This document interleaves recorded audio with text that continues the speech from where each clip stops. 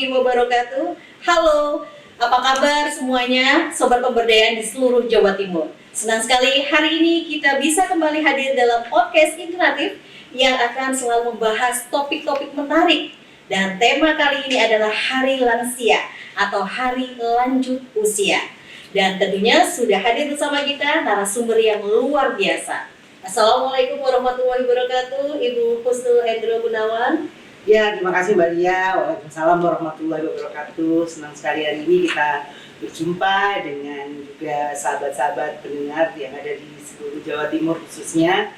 Kita berterima kasih sudah diundang ke sini untuk membahas terkait dengan Hari Lansia. Baik, terima kasih Ibu. Hadir dalam podcast hari ini sudah bersama saya Ibu Hendro dan kita akan membahas banyak hal Sobat Pemberdayaan semua di sini. Dan Bu Hendro adalah Ketua Pokja 1 Tim Penggerak PKK Provinsi Jawa Timur. Dan dalam struktur organisasi Tim Penggerak PKK Provinsi Jawa Timur sendiri terdapat Pokja atau kelompok kerja yang mempunyai tugas dan fungsi masing-masing. Mungkin kita semua Sobat Pemberdayaan yang ingin mengetahui tentang Pokja 1 nanti akan dijelaskan oleh Ibu Hendro.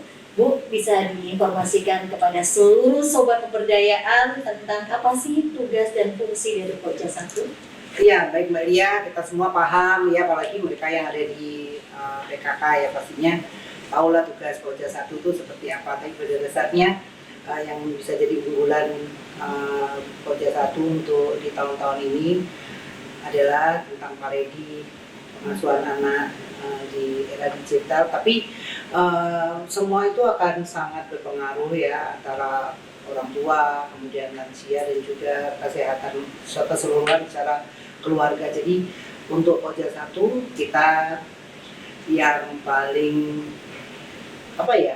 penting adalah bagaimana kita memberdayakan keluarga secara utuh. Jadi ada anak-anak, lansia, orang tua dan juga pendidikan berbasis keluarga. Seperti itu. Itu tadi kita sudah dengarkan ya fungsi dan tugas dari Pokja 1. Baik Bu Hendro dan pemirsa Sobat Pemberdayaan, sesuai dengan tema hari ini yaitu Hari Lansia. Kira-kira program apa Bu dari Pokja 1 mengenai lansia? Sebelum kita ngomongin program untuk lansia, kita kan juga ada program paredi waktu itu ya. Jadi kita datang ke sekolah-sekolah, PKK masuk sekolah, gimana caranya kita melakukan pendidikan untuk anak usia dini. Kita juga ada beberapa kegiatan terkait dengan pencegahan narkoba, kemudian ada beberapa juga yang terkait bagaimana kita juga bisa mengelola keluarga secara benar dengan mencegah perkawinan anak. Nah sekarang ini sesuai dengan bulannya, bulan Hari Lansia, kita ada peringatan Hari Lansia. Senang sekali sebenarnya kita tuh bikin acara di PKK karena dorongan dari banyak lansia yang ada di Jawa Timur khususnya. Jadi mereka itu lansia-lansia tangguh yang pada dasarnya mereka tetap kepingin sehat, kepingin bisa bertemu dengan kawan-kawannya gitu. Kemudian mereka juga masih bisa berkegiatan.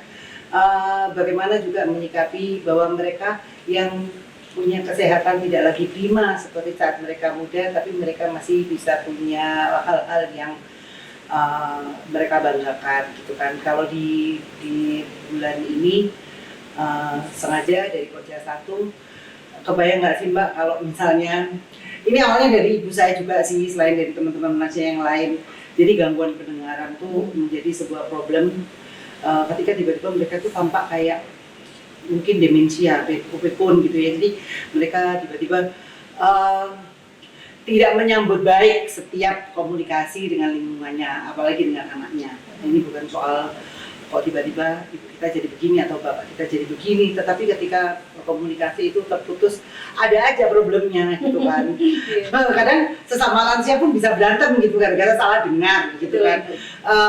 Usut punya usut, selidik punya selidik, ternyata ada gangguan pendengaran. Jadi ada penurunan pendengaran dan itu akibatnya sangat luar biasa. Awalnya mereka tidak mendengar, kemudian mereka menjadi terlambat untuk menerima informasi. Akhirnya terhambat gitu kan. Akhirnya juga mereka akan tertinggal dan mereka menjadi tiba-tiba terbelakang gitu. Nah, dari teman-teman yang mereka sangat peduli akan hal ini, Tentu saja sebenarnya awalnya mereka hanya peduli pada anak-anak yang gangguan dengar karena mereka punya masa depan. Tapi lansia juga punya masa depan dong karena mereka harus punya kehidupan yang bahagia, yang menarik, yang kemudian yang berkualitas gitu. Ketika kualitas hidupnya rendah, ya pastinya mereka menderita. Begitu kira-kira ya. Jadi kan kalau menderita tiba-tiba kalau ditanya sama Allah hari ini mau hidup terus di dunia atau enggak gitu kan, oh ya udah disudahi aja Allah karena kayaknya aku ini nggak berguna lagi begitu ya. Tapi dengan kiprah PKK ini insya Allah mereka bisa diperiksa gangguan dengarnya, kemudian mereka bisa diarahkan harus bagaimana gitu, kemudian mereka bisa pakai alat bantu. Kalau mereka yang nggak mau pakai alat bantu, kan alat bantu itu nggak semua orang pengen pakai gitu kan. Betul. Karena mereka sendiri juga rejected, itu menolak kalau mereka sebenarnya gangguan dengar. Tapi setidaknya kita bisa mendorong kualitas hidup lansia itu lebih baik dengan ketika pendengarannya bisa diperbaiki, mereka dapat input yang baik dari lingkungannya, kemudian mereka bisa menikmati hari-hari tuanya dengan informasi-informasi di luar. Ya sudah nggak pikir lagi deh mereka seperti itu, dan kita juga sebagai anak akan senang punya lansia yang sehat, kualitas hidupnya baik, kemudian mereka juga berdaya, bisa bermanfaat bagi lingkungannya. Cerita-cerita tentang hal yang terdahulu yang mereka punya bisa mereka tularkan ke cucu-cucunya, termasuk kita.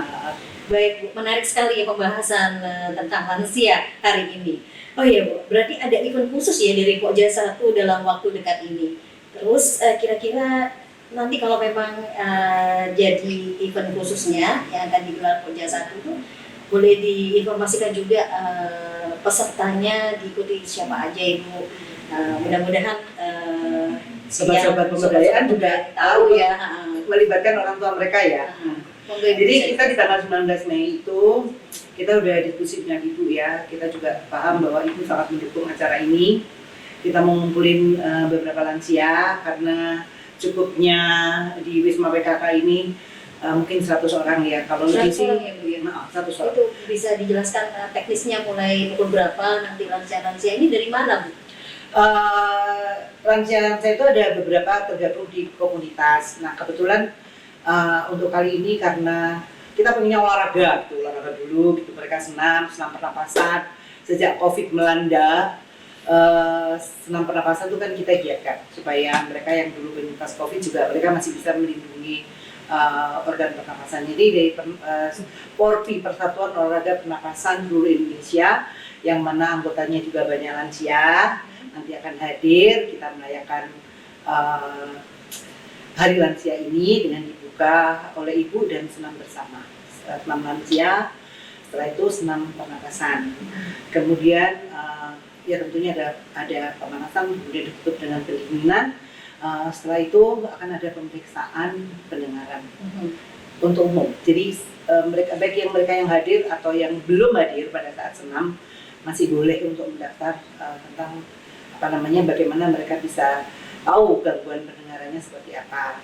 Terus jadi sebenarnya ini terbuka ya Mbak, hanya dari PORPI saja, tapi kemarin supaya Persatuan Olahraga Pernapasan seluruh Indonesia, supaya kita pesertanya itu gampang, koordinasinya juga lebih luas gitu. Jadi kita memang berbasis asosiasi dari PKK kemudian dengan PORPI. Tapi lansia yang lain boleh, yang di sekitar panti ini juga boleh, kemudian yang di sekitar Wisma ini juga boleh. Jadi terbuka, silakan nanti mendaftar. Kayaknya mendaftarnya di sini kali ya. Boleh. Di sini boleh, nanti sama Mbak juga boleh. Boleh Jadi ya. nanti dikasih nomornya ya. Oke, siap. Ya gitu. Terus kita ada flyer sih sebenarnya yang sudah kita edarkan. Nanti juga di media sosial ya, biasanya nanti di media PKK nanti akan. Iya, nanti di IG-nya PKK ditampilkan. Oke. Nah, harapannya senang nggak sih Mbak punya orang tua yang sehat, kemudian pendengarannya juga prima, meskipun itu dibantu, karena sekarang itu sudah saatnya setiap gangguan keterbelakangan ataupun apa itu seandainya mereka tidak bisa mendapatkan organnya itu kembali. Misalnya kalau telinga nggak bisa pulih kan nggak ada beli ya, beli telinga di mana nggak ada. Nah itu kan bisa pakai teknologi asistif gitu, jadi pakai teknologi bantu. Nah teknologi bantu untuk gangguan dengar itu sudah ada. Ya sebagaimana hanya nanti menyusul teknologi bantu yang lain, barangkali ada teknologi bantu jalan, ada teknologi bantu yang lain, itu nanti kita akan kerjasamakan dengan PKK juga khususnya di Polres Lampung. Amin, terima kasih. Mohon dukungannya para pemberdaya. Oh iya Bu, tadi menarik sekali Ibu yang sampaikan, ini kan untuk umum. Nah ini kan juga diikutin kabupaten kota ya. Bagaimana teman-teman dari kader-kader kabupaten kota yang lansia-lansia ini?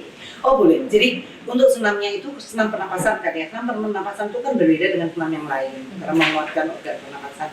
Nanti kita mungkin akan tayangkan secara hybrid ya, jadi teman-teman di daerah juga bisa senam di halaman kantor PKK masing-masing. Seperti itu yang di strukturnya kita pandu dari sini, kan. Setelah itu tadi lupa disampaikan bahwa akan ada seminar terkait dengan New Hope, New Life, gitu kan. Harapan baru bagi lansia untuk bisa mendengar. Nah itu nanti seminarnya dari partner kami dari Sound Life. Mungkin nanti mereka juga akan berbicara rinci tentang gimana sih gangguan itu bisa terjadi dan bagaimana sih gangguan itu bisa diupayakan untuk diminimalisasi. Jadi kita tunggu juga seminarnya sama webinarnya karena yang di sini akan hadir langsung, tapi dari kabupaten kota mungkin nanti bisa mengikuti secara daring. Ya. Nah untuk yang PKK kan kita 38 kabupaten dan kota. Yang untuk Surabaya kan dekat ya. Ya. Apa boleh bisa hadir? Boleh. Jadi cara pemberdayaan yang ada di tim penggerak PKK Kota Surabaya boleh diberikan nanti kita izin siapkan. khusus Ya. untuk hadir mengikuti kegiatan ini. Ya, utamanya pengurus-pengurus PKK ataupun kader-kader PKK yang memiliki gangguan mendengar. Jadi sebenarnya gangguan mendengar itu bukan sesuatu yang tabu. Jadi seperti gangguan yang lain, gangguan berjalan ataupun gangguan beraktivitas dan juga gangguan melihat. Kalau gangguan melihat itu kan kita bisa pakai kacamata, gitu kan. Nah gangguan mendengar kita juga bisa pakai hearing aid, alat bantu dengar. Dan itu sama. Kalau kita nggak bisa melihat dengan jelas, kemudian ada alat bantu, itu sama juga dengan kalau kita tidak bisa mendengar dengan jelas, kemudian kita pakai alat bantu. Jadi bukan sesuatu yang tabu. Karena sebenarnya saya juga pakai Mbak. Jadi sejak usia 36 tahun, saya itu sudah pakai alat bantu dengar. Karena sebenarnya, karena saya punya bayi autistik dan saya berpikir kalau anak saya nangis ataupun dia punya, kalau anak autis itu kan kadang dia mengeluarkan suara-suara tertentu gitu kan. Bagaimana kalau saya tidak dengar? Kan? Mungkin waktu itu saya tidak merasa penting untuk menggunakan alat bantu karena sebenarnya orang-orang di sekeliling kita juga membantu. Tapi saya pikir alangkah baiknya kalau saya juga punya pendengaran yang prima dengan menggunakan alat bantu bisa mendongkrak pendengaran itu sehingga saya lebih accept terhadap anak-anak saya seperti itu. Dan pastinya apa yang saya rasakan juga dirasakan banyak ibu, mungkin banyak lansia yang sebenarnya dia perlu sangat-sangat untuk bisa mendengar dengan prima. Seperti itu.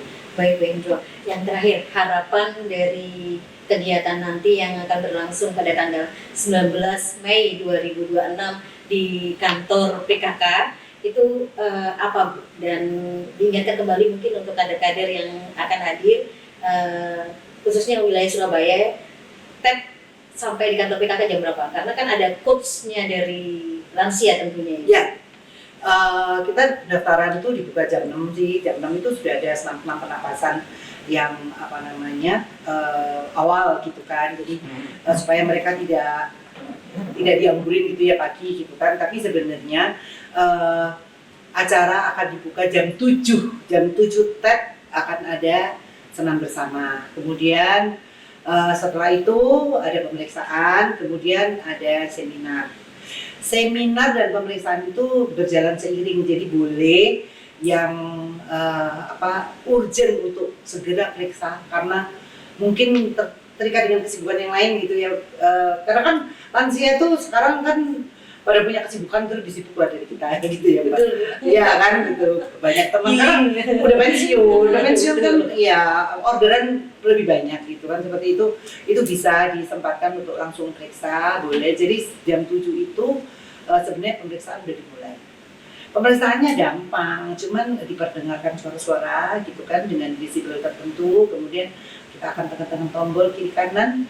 Jadi dari itu nanti ada grafik yang bisa mendeteksi sejauh mana kita punya gangguan dengar seperti itu. Dan juga harapannya tentu saja ketika kita lebih banyak mendengar, maka kita akan lebih banyak mendapatkan insight, mendapatkan wawasan, dan kita bisa mengerti apa yang diinginkan oleh lingkungan kita. Utamanya kalau misalnya selama lansia Bapak Ibu dua-duanya masih hidup gitu kan, biar nggak miskomunikasi gitu kan. Jadi nanti bilang sayang gitu kan, bilang kasih itu dengernya sapi gitu kan, susah Mbak gitu kan. Bilang sayang dengernya bawang gitu kan, repot gitu. Bertaburan kasih sayang itu bertaburan bawang gitu, diambilkan bawang goreng dong kan. Gitu kan. Jadi kesalahan-kesalahan seperti itu bisa diminimalisasi. Udah pengalaman lah sama bapak ibu saya Mbak gitu kan. Itu anak tiap hari cuma jadi wasit kerjaannya. Ya mudah-mudahan seperti itu ya. Jadi lansia tangguh, lansia yang berdaya didukung oleh pemberdayaan hati dan pikiran serta organ pendengaran yang baik. Baik, Masya Allah luar biasa sekali ya Sobat Pemberdayaan. Terima kasih banyak Ibu Hendro atas wawasan dan inspirasi yang sudah dibagikan hari ini. Semoga ini bisa menjadi semangat baru bagi seluruh lansia dan kader-kader PKK di seluruh kabupaten kota. Jangan lupa untuk terus dukung channel ini dengan like, comment, and subscribe. Wassalamualaikum warahmatullahi wabarakatuh. Sampai jumpa di episode selanjutnya.